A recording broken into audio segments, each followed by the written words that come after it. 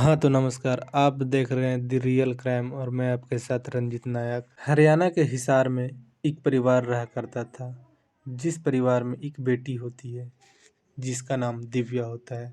उस परिवार के सारे लोग काफ़ी खुश होते हैं और जो भी मेहनत मजदूरी से पैसा आता, उससे सारा लोग का गुजर बसर खुशी से कट रहा था।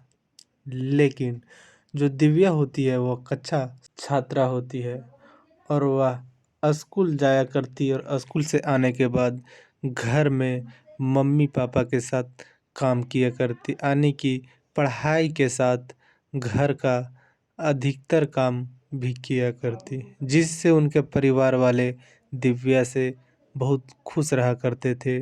और दिव्या काफ़ी कम उम्र में अपना घर का कामकाज का लोड उठा लेती है। लेकिन दिव्या जिस स्कूल में पढ़ाई करने जाती, उस स्कूल से अचानक एक दिन दिव्या के घर पे फ़ोन आता है। दिव्या के पापा तो काम पर कहीं गए हुए थे, लेकिन दिव्या के मम्मी घर पे ही होती है। दिव्या के मम्मी फ़ोन को उठाती है। दिव्या के मम्मी फ़ोन उठाती है और हेलो करती है, तो उधर से जो बात कर रही थी वह महिला थी और दिव्या के स्कूल के टीचर थी। वह बताती है कि दिव्या का तबीयत खराब है, आप जितना जल्द हो सके स्कूल आएँ और दिव्या को यहाँ से लेकर चले जाएँ। दिव्या के माँ तुरंत ही अपना घर से ऑटो पकड़ती है और स्कूल चली जाती है। स्कूल में देखती है कि उनका जो बेटी होती है दिव्या, वह दर्द से काफ़ी तड़प रही थी, ज़मीन पे लोट-पोट हो रही थी। दिव्या के माँ दिव्या को देखती है तो काफ़ी ज़्यादा परेशान हो जाती है। फिर वहाँ के टीचर बोलते हैं कि आप दिव्या को लेकर घर जाएँ और इसे आराम करने दें और कुछ दवाइयाँ दे दें ताकि इनका तबीयत में सुधार आ जाए। दिव्या के माँ दिव्या को स्कूल से लेकर घर जाने लगती है। रास्ते में ऑटो का इंतज़ार करती है, लेकिन जब ऑटो नहीं मिलता तो ये दोनों फैसला करते हैं कि अब घर की ओर पैदल चलना होगा। दिव्या और दिव्या के माँ वहाँ से पैदल घर चलने लगते हैं। लेकिन दिव्या जैसे-जैसे आगे बढ़ रही थी, वैसे-वैसे दिव्या का दर्द बढ़ता ही जा रहा था। कुछ दूर जाने के बाद एक पार्क पड़ता है, वहीं एक चौराहा होता है और दिव्या वही चौराहा पे बैठ जाती है और बैठने के बाद दिव्या चौराहा पर लेट जाती है और काफ़ी ज़्यादा दर्द से तड़प रही थी। फिर कुछ लोग वहाँ से गुज़र रहे थे।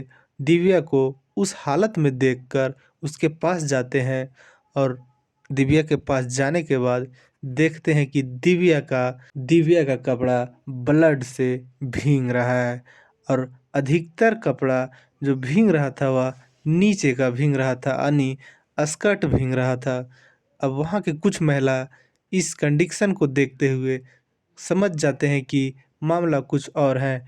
फिर कुछ महिला इकट्ठा होती है और कपड़े का एक घेरावा बनाती है और दिव्या को अंदर कर लेती है ताकि कोई गुजरने वाला राहगीर दिव्या को गलत नज़र से ना देखे और कोई वीडियो ना उतार ले। और कुछ वक्त बीतने के बाद जब कई सारा महिला देखती है तो बोलती है कि दिव्या को हॉस्पिटल लेके जाना होगा, इसलिए कि लगता है कि आज इसका डिलीवरी है। उसकी माँ समझ नहीं पा रही थी कुछ, लेकिन उसी वक्त कुछ राहगीर की मदद से गाड़ी रुकवाया जाता है और दिव्या को लेकर हॉस्पिटल जाया जाता है। हॉस्पिटल जाने के बाद डॉक्टर देखते हैं दिव्या को और तुरंत एडमिट कर लेते हैं। इधर दिव्या एडमिट होती है और दिव्या के माँ दिव्या के पापा को फ़ोन कर बताते हैं और दिव्या के पापा भी हॉस्पिटल की ओर आ ही रहे थे। कुछ वक्त बीतने के बाद दिव्या एक लड़की को जन्म देती है और डॉक्टर भी दिव्या को देखकर परेशान थे कि इतना कम उम्र में दिव्या माँ कैसे बन गई।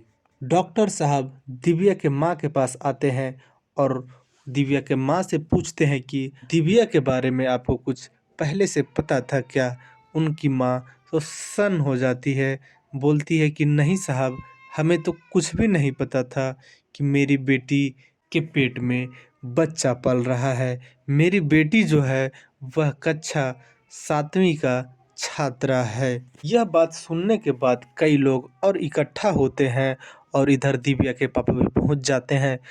वहां थोड़ा-थोड़ा बात पे हंगामा होने लगता है और तुरंत ही उसी में से कोई एक जन पुलिस को फ़ोन कर देता है और पुलिस भी यह मामला सुनकर हॉस्पिटल चली आती है। हॉस्पिटल पहुंचने के बाद माँ पापा से पुलिस कुछ पूछती है, लेकिन इन दोनों को कुछ पता ही नहीं था, इसलिए इन दोनों कुछ नहीं बताते हैं।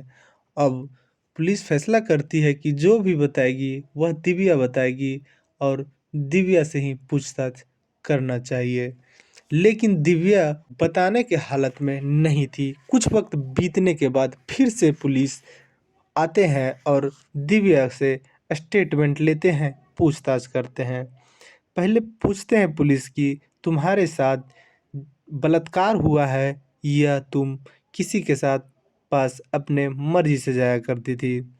दिव्या बताती है कि साहब हम अपने मम्मी पापा से काफ़ी ज़्यादा डरा करते थे। थोड़ा-थोड़ा सा बात पे मम्मी पापा डाँटा करते, मारा करते और इसी कारण से हम हर कुछ अपना माँ पापा से नहीं बताते थे। एक रोज़ ऐसा हुआ कि हम कोचिंग के लिए जा रहे थे और एक मेरा घर का बगल का लड़का है, वह हमें किडनैप करके एक जंगल ले जाता है और वहाँ हमारे साथ गलत काम करता है। जब उसका मन भर जाता है तो हमें छोड़ देता है, लेकिन बोलता है कि अगर तुम किसी के कुछ बताएगी तो तुम्हें जान से मार देंगे और तुम्हारे मम्मी पापा को भी। दिव्या डर जाती है और अपने मम्मी पापा से कुछ नहीं बताती है, लेकिन वह लड़का जब दिव्या इधर कुछ नहीं बताती है तो वह लड़का का हौसला और बढ़ जाता है और कई बार लगातार दिव्या के साथ वह गंदा कृत्य किया करता। दिव्या कई बार हिम्मत बांधकर अपने मम्मी पापा को बताना भी चाहिए, लेकिन अपने मम्मी पापा से भी काफ़ी डरा करती थी। उसे लगता था कि कहीं हम मम्मी पापा को यह बात को बताते हैं तो हमारा पढ़ाई ना छुड़वा दें, हमारा शादी ना करवा दें। काफ़ी कम उम्र की यह लड़की, 11 साल उम्र था इनका और इस उम्र में इसके साथ गंदा कृत्य किया जा रहा था। वह लड़का दिव्या का कमजोरी पकड़ लेता है और दिव्या के साथ कई बार लगातार वह गंदा कृत्य किया करता। अगर दिव्या हिम्मत करके अपने मम्मी पापा से यह बात बताई रहती तो आज दिव्या के साथ यह घटना नहीं घटता। जो भी हुआ था काफ़ी शर्मिंदगी का बात था। कक्षा 7वीं के छात्रा के साथ यह घटना घटा था और इनका डिलीवरी भी हो गया था। पुलिस भी इस मामले को दर्ज करती है और उस लड़के को पकड़ने उस हिसार इलाके में जाती है। पुलिस जब उस लड़के को पकड़ लेती है और उससे पूछताछ करती है तो वह लड़का बताता है कि हमें दिव्या के बारे में पता था कि दिव्या के पास हम कुछ भी कर ले दिव्या अपना घर में नहीं बोलेगी, इसलिए कि दिव्या अपने मम्मी पापा से काफ़ी डरा करती थी। और एक रोज़ जब दिव्या कोचिंग की ओर जा रही थी, उस वक्त हम कुछ वीडियो देख रहे थे, गंदा गलत वीडियो देख रहे थे और जब दिव्या को अपने पास से गुजरता देखता हूँ तो हमसे रहा नहीं जाता और दिव्या को पकड़कर एक जंगल में ले जाता हूँ और वहाँ उसके साथ गलत काम करता हूँ। जब दिव्या एक बार अपने घर वालों को नहीं बताती है तो हमारा हौसला और बढ़ जाता है और हम दिव्या के साथ कई बार शारीरिक संबंध बनाते हैं।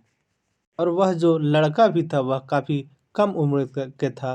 उसे भी पता नहीं था कि यह काम का क्या अंजाम होगा और पुलिस उसे गिरफ्तार कर लेती है और इधर दिव्या के मामला को दर्ज करके पुलिस उस लड़के को जेल ले जाती है। इस कहानी में इतना ही। जय हिंद, जय भारत।